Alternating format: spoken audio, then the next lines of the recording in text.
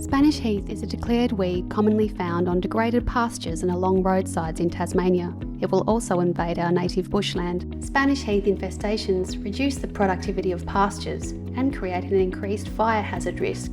Thriving on our infertile native soils, Spanish heath outcompetes native plants with ease, reducing habitat for native animals.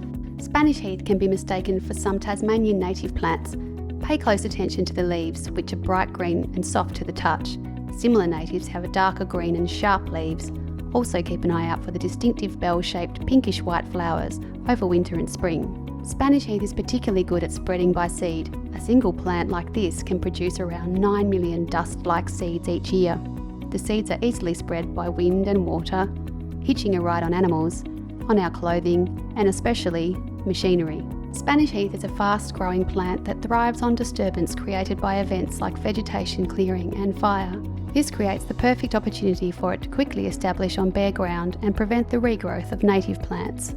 So how do we control Spanish heath? If you have a number of small seedlings, they can be hand-pulled. Be sure to dig thoroughly around the base of the stem with a trowel and tease out the root gently. Snapping it off will mean that the root will re-sprout. The cut and paste method can be used in smaller to medium infestations. Find the stem closest to the ground, cut it with secateurs and paste with neat glyphosate in a dabber bottle. Use marker dye so that you can see where you have been. It is important to apply the chemical within 15 seconds of making the cut for effective chemical uptake. Cut stems should be left on site to prevent any accidental spread of the seed.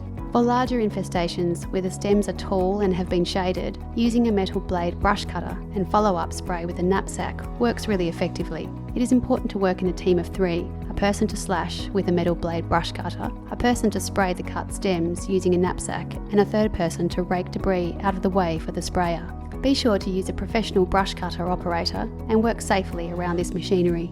If the plants have been slashed or are dense and close to the ground, we find that herbicide spraying works best for controlling larger infestations. The best time to spray the foliage is when the plants are actively growing during spring, summer and autumn. Before using any herbicides, please refer to the safety information on the label. Use triclopyr and a good quality wetting agent, which helps the chemical penetrate the leaves.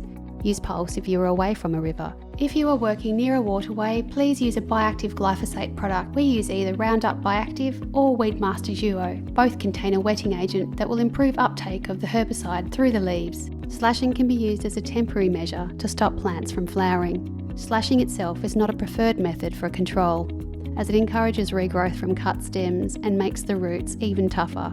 Follow-up spraying is an absolute must, or the infestation will get larger over time. Follow-up for several years will be required after the initial control to prevent new seedlings from producing more seed. If you would like any more information about weed control, please contact the Derwent Catchment Project. This Tasmanian Declared Weed series is proudly funded by the Tas Network's Community Partnerships Program.